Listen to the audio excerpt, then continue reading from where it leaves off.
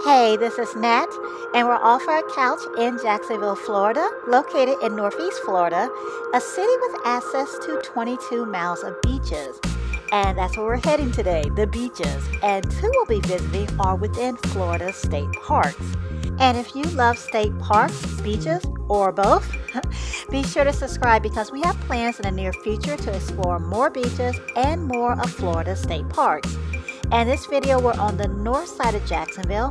We're on scenic Heckscher Drive visiting 3 beaches, Huguenot Memorial Park, and then Little Talbot Island and Big Talbot Island, which are both state parks. Our first stop will be Huguenot Memorial Park, not to be confused with Huguenot Park, which is located in Jacksonville Beach, Florida. On the way to Huguenot, we pass some restaurants that are nearby, like Palms Fish Camp, which we are dying to try, and Sand Dollar, which we have frequented a few times before. Sand Dollar Restaurant serves fresh local seafood, steaks, and other entrees with great views of the St. Johns River. There are only a few other restaurants or fast food offerings before you reach Huguenot Memorial Park. So here we are, the first beach we're visiting for this video. Entrance is $5.02 for our car of 4. Today we have exact change, but credit and debit cards are also accepted. Camping is offered here at Huguenot Memorial Park. There are 70 primitive campground sites available. Huguenot Memorial Park is surrounded by water. The St. Johns River, the Fort George Inlet, and of course the Atlantic Ocean all surround this park. So this is an excellent place for fishing. So many different spots to choose to cast a line. We've been to this beach multiple times, but this is our first time checking out the Nature Center. Lots and lots of information, free information about protecting our environment, our waters, and our beaches. And some really cool stuff like this juvenile humpback whale skull is in the Nature Center. Wow, this is just a juvenile. And another skull, a loggerhead sea turtle. And if you're a turtle lover like my son, there's lots to keep your interest here. There are several fascinating displays and information is presented through games, specimen samples, and brain teasers. All of the learning is presented in an engaging way. The Nature Center introduces you to what you may see while visiting Huguenot Memorial Park. There is also a playground near the Nature Center and a concession stand that is open during the summer. After an introduction to Huguenot Memorial Park while at the Nature Center, we're eager to get out on the water and we're driving onto the beach. Huguenot Memorial Park is the only beach in Jacksonville that you can drive on.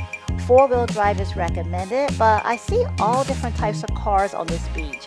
And we have an SUV with all-wheel drive capabilities and we're not having any issues. In front of the family beach area, there is parking which is suitable for 2-wheel and all-wheel drive vehicles. This area is also great for fishing for crabs. It's an awesome experience to be able to park your car and just grab your beach stuff and be on the beach. You know, not having to pack all your stuff in a wagon and then lug all your stuff down a boardwalk, or worse, in the sand, which is a workout and a half, at least for me. I think this is great for beachgoers who pack heavy. It's so convenient to have your car right on the beach. For example, I left my daughter's shovel in the trunk accidentally, but no problem. 20 or so steps later, we had the shovel. A downside though, you do have to be cautious about moving cars and essential tasks if you have little ones or others that may not stay aware of their surroundings. And a downside for dog owners, dogs are not allowed on the shoreline. I would say from our experience, Huguenot is probably the most popular and most crowded of the 3 beaches on Heckscher Drive. There's a lively, active atmosphere here, and there's also a lot of people and families just relaxing and playing, so it's a good mix, I feel. This park is popular with bird watchers because it is part of the Great Florida Birding Trail, which is a 2,000-mile long collection of more than 500 locations, great for bird watching or bird education opportunities. We're not going about it in any organized or technical way, but we're enjoying some bird watching ourselves. What's really fun and beautiful about this beach is the jetty. This is the point where the St. Johns River, the longest river in Florida, meets the Atlantic Ocean.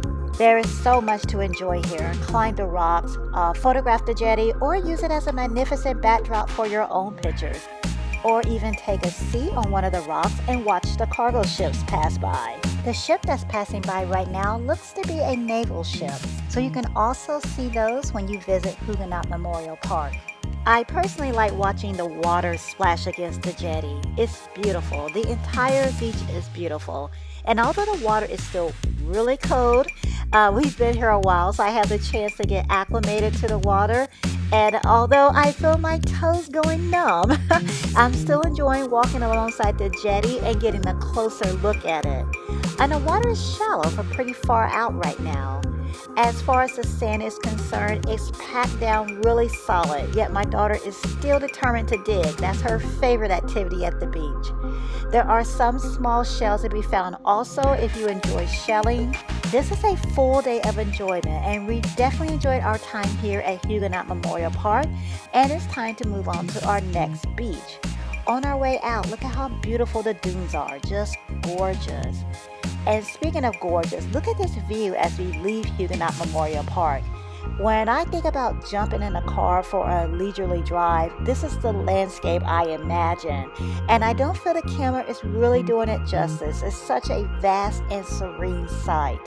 The beginning part of the drive on Heckscher is a mix of scenic, commercial, and residential.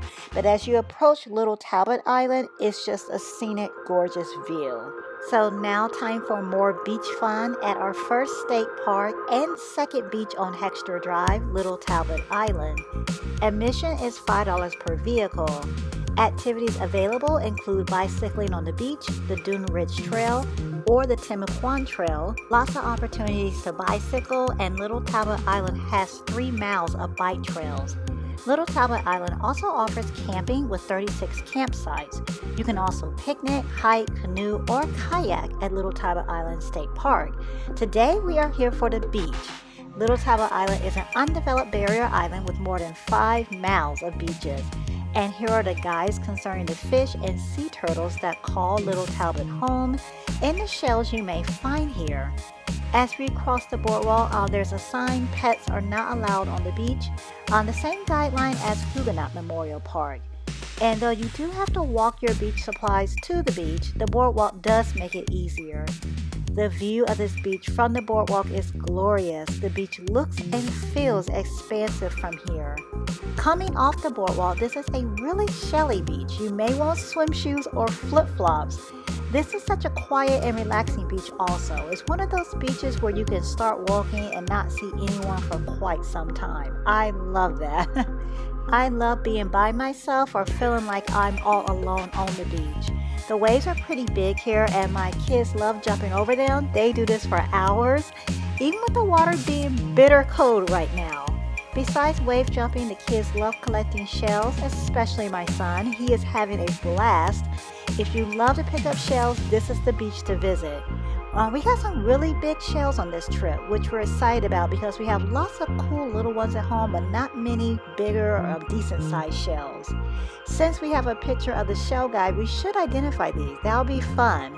And we have this. I don't know what this is. It's quite interesting. It has some pokey, sharp parts, so I have to be careful handling it. If you know what it is, tell us in the comments, because apparently I don't have the right keywords for Google Images. But collecting shells and other unidentified objects from the sand has been fun, as well as playing in the sand. The sand is hard packed here, but easier to dig into still than Huguenot Memorial Park. And on our way out, we ran across a gopher tortoise. I believe that's what this shy cutie is, because wildlife viewing is also a popular activity at Little Talbot Island, and it's common to see gopher tortoises, raccoons, armadillos, bobcats, and other creatures, especially at dawn and dusk. And of course, birds can be viewed at the shoreline. Continuing our journey down Heckscher Drive takes us to our last stop, our last beach within the Florida State Park of Big Talbot Island. Big Talbot Island has a fee of $3, and there is an honor box at the entrance to collect the fee. We're first walking the Shoreline Access Trail. It's about 1/4 of a mile, and it takes about 10 minutes to walk to the beach. The beach at Big Talbot Island is known as Boneyard Beach because of the bleached skeletons of oaks along the shoreline. This is such a unique beach, a beach that's incredibly interesting to walk as you view all of these beautiful fallen driftwood trees. Driftwood is scattered all over this beach, and as I'm sure you can imagine, the beach is very popular for picture taking by both professionals and beachgoers. Obviously, climbing the trees here is a fun activity to enjoy, as well as hiking, kayaking, picnicking, and wildlife viewing. The beach is not recommended for swimming, and the water is really calm here. There aren't the waves here that my kids enjoy jumping or playing in. Regardless, it's just a lovely beach, perfect for a stroll, a photographer's dream, and one of the most interesting sights we've seen on the beach. It's really an amazing sight to see, and we'll have the opportunity to see more of these astonishing driftwood trees as we explore another trail while at Big Talbot Island. After a short walk down this trail, we'll reach Blackrock Beach, another interesting sight still here on Big Talbot Island. Parking in front of this trail is still a $3 fee that can be placed in the honor box. You can also pay online if you don't have any cash. And just like the other two beaches that we visited on Heckscher Drive, pets are not allowed on the shoreline here. The trail is about a half-mile long and is a very comfortable and easy walk. Once we arrive at the end of this trail, we're greeted by more astonishing driftwood trees, and to our right we see the Black Rock of Blackrock Beach. Another unusual, another unique, and another beautiful sight to behold in Big Talbot Island. And if you didn't get enough climbing the driftwood trees, climb the rocks and enjoy a different vantage point of this beach. But be careful, some parts of the rocks are slick. You don't want to fall like someone I know who's heading home to recuperate with some ibuprofen and an ice pack. But it is a fun, wonderful experience, and you'll see one-of-a-kind sights like a driftwood tree within this rock formation. The rocks on this beach are composed of an organic soil that is found in only 3.5% of land in the United States and 4% of land in the entire world. It truly is special. The rock formation is large, with some rocks that are low to the ground and some requiring some stretching and balance to explore. This is a great spot for wildlife viewing. London is finding crabs within the rock formations, and it's capturing some really great shots of birds hunting. The further we walk, the less populated the beach becomes. And this area is just us. Isn't this gorgeous though? Just stunning. I can personally just keep walking and enjoying the fresh air and the sound of the ocean, but we still want to show you some other parts of Big Talbot Island. So Big Talbot Island is also a site of the Great Florida Birding Trail. Covered bird watching platforms are conveniently situated to observe wading birds and foraging shorebirds. Also, boating is popular here. The Salt Pit Creek boat ramp, located on Big Talbot Island, offers a single-wide launching lane. So we have completed exploring 3 beaches on Heckscher Drive, all very close to each other, yet extremely different beaches.